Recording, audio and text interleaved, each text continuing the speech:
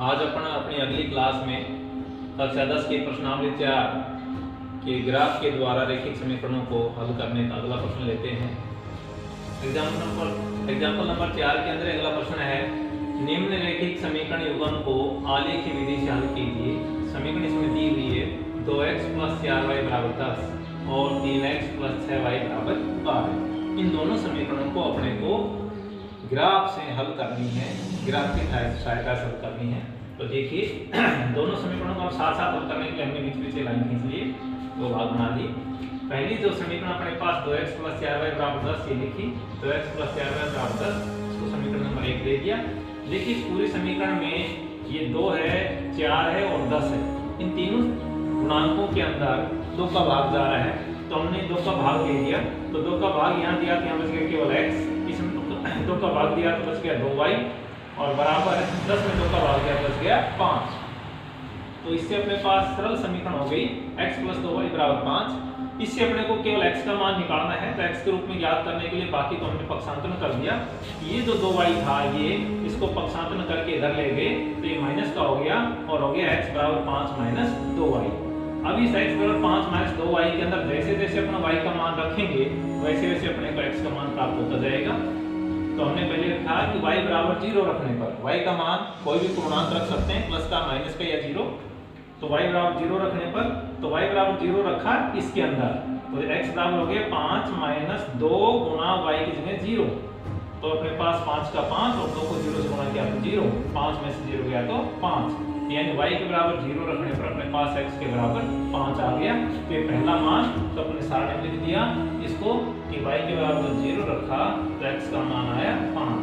यहाँ पर ध्यान ये रखें कि y का मान y के सामने लिखना है, x का मान x के सामने ही लिखना है। यदि आपने उल्टा लिख दिया तो गलत हो जाएगा। आगे y = 1 रखने पर y = 1 रखेंगे तो x बराबर हो गया 2 - 5 - 2 गुणा 1, 2 को 1 से गुणा किया तो हो गया 2, तो 5 - 2 बराबर बच गया 3। तो ये अपने पास अगला बिंदु हो गया कि y = 1 तो x बराबर आया अपने पास 3। तो ये लिख दिया y = 1 और x बराबर आया 3।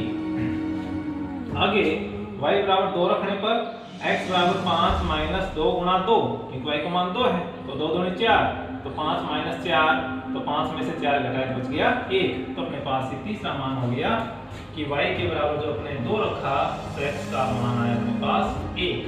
इस प्रकार से इस समीकरण 1 के लिए हमारे पास ये बिंदु सारणी प्राप्त हो गई। तो समीकरण 1 की बिंदु सारणी, ये ऊपर x है नीचे y है, ये पहला बिंदु, दूसरा बिंदु और तीसरा बिंदु। इसी प्रकार अब दूसरी समीकरण इधर लिख लेते हैं सुविधा के लिए। ये थी 3x + 6y = 12, ये लिखी और इसको हमने समीकरण नंबर 2 दे दिया। इस समीकरण में देखिए इसका x का गुणांक है 3, y का गुणांक है 6 और अचर पद है 12। तीनों के अंदर देखिए 3 का भाग पूरा जा रहा है, तो सरल करने के लिए हमने 3 का भाग दे दिया। 3 का भाग 3x में दिया बच गया x, 6y में दिया बच गया 2y बराबर 12 में 3 का भाग दिया बच गया 4। तो अपने पास नई समीकरण आ गई x + में 2y = 4। यहाँ से भी अपने को x का मान आसानी से ज्ञात हो जाए, इसलिए x के रूप में बदल दिया इसको। तो ये जो 2y है ये पक्षांतरण होकर इधर आ गया और अपने पास समीकरण हो गई x = 4 - 2y। इसके अंदर भी अब अपन क्या कर रहे हैं, y का मान रखेंगे इधर और अपने पास x का मान आता जाएगा। तो लिखा पहले कि y = 0 रखने पर तो अपने पास हो गया x = 4 - 2 गुणा y कितने 0 कर दिया बराबर 4 - 0, 4 में 0 गया तो 0। तो अपने पास पहला मान आ गया कि y = 0 रखा तो x का मान आया 4। अब y के बराबर अगला मान अपने 1 रखा तो लिखा y = 1 रखने पर तो x बराबर हो गया 4 - 2 गुणा में y का मान 1, तो ये हो गया 2 × 2 और 4 - 2 का मान बच गया 2। तो ये अपने पास इसका दूसरा बिंदु हो गया। y = 2 रखने पर x बराबर हो गया 4 - 2 गुणा में y का मान 2 और 2 दूनी 4, तो 4 - 4 बराबर 0। तो ये अपने पास तीसरा मान हो गया कि y = 2 तो x बराबर 0। अब इस समीकरण के अपने 3 बिंदु प्राप्त कर लिए, तो लिखा कि समीकरण 2 की बिंदु सारणी, और इस बिंदु सारणी में x के सामने x के मान, y के सामने y के मान। देखिए पहला बिंदु क्या था अपने पास, y = जब 0 रखा था तो x का मान प्राप्त हुआ अपने को 4, तो y के सामने 0, x के सामने 4। y = जब 1 रखा है तो x का मान आया है 2, y = जब 2 रखा है तो x का मान आया है 0। इस प्रकार से अपने पास ये दोनों बिंदु सारणी प्राप्त हो गई।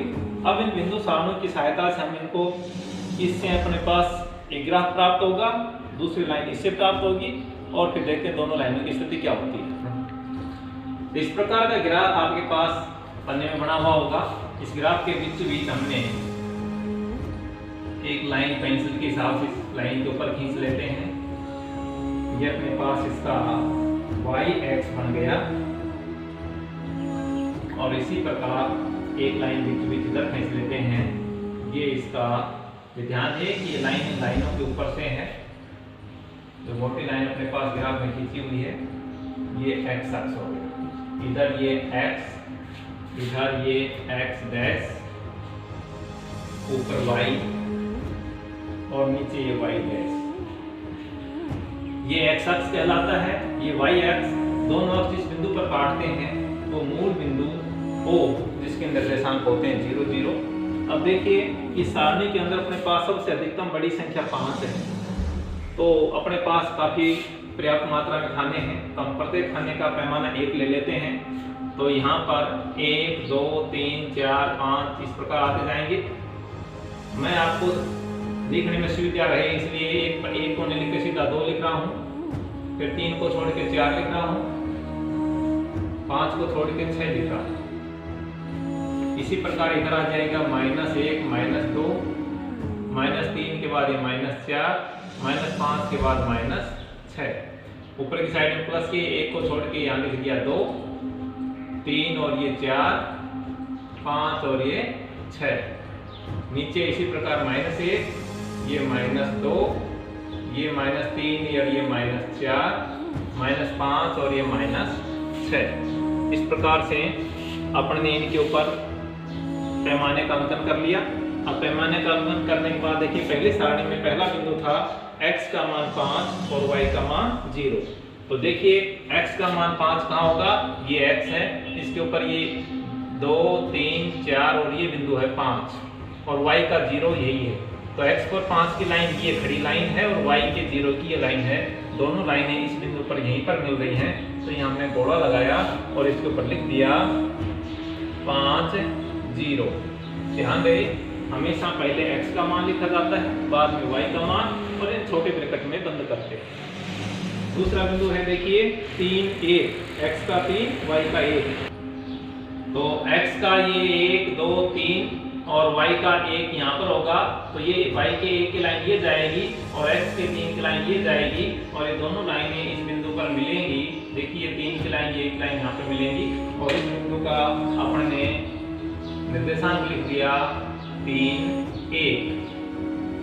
तीसरा बिंदु है 1 2, यानी x का 1 y का 2। तो देखिए x का 1 ये होगा और y का 2 ये।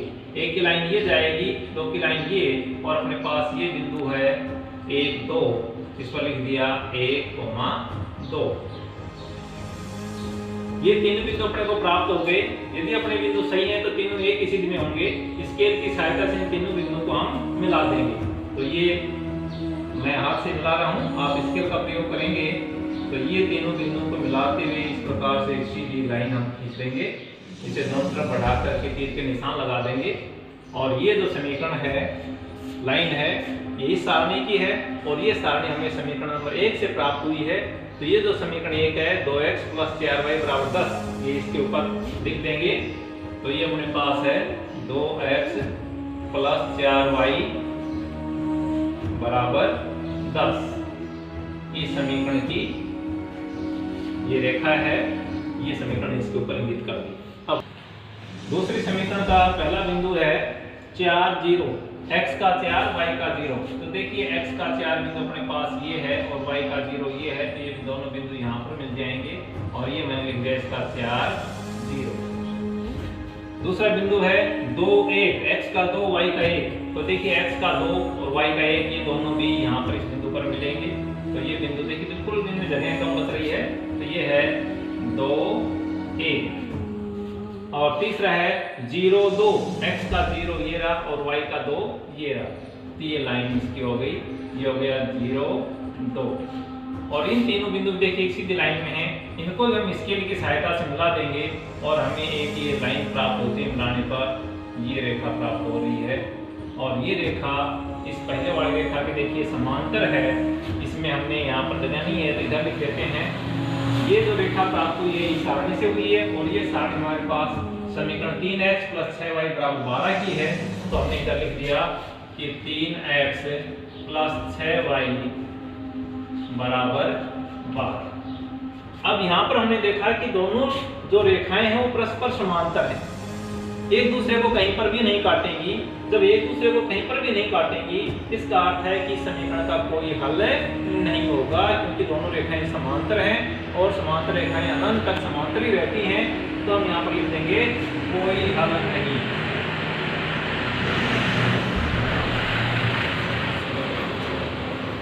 कोई हल नहीं। इतना काम तो यहाँ ग्राफ में हो जाएगा। अब अपन आगे देखिए, दोनों रेखाएं समांतर हैं तो इसका अर्थ हुआ, तो हमने लिखा क्योंकि दोनों रेखाएं परस्पर समांतर हैं अतः समीकरण निकाय असंगत है और इसका कोई हल विद्यमान नहीं है। तो हमें यहाँ तक इस प्रश्न को हल करना है। आशा है कि आपको प्रश्न समझ में आया होगा। अपने बाकी साथियों को बताइए, परीक्षा नजदीक है, टाइम टेबल आ चुका है और अपना अगला वीडियो तुम्हारे तक पहुँच सके इसके लिए चैनल को सब्सक्राइब करें और बाकी को भी सेंड करें। धन्यवाद।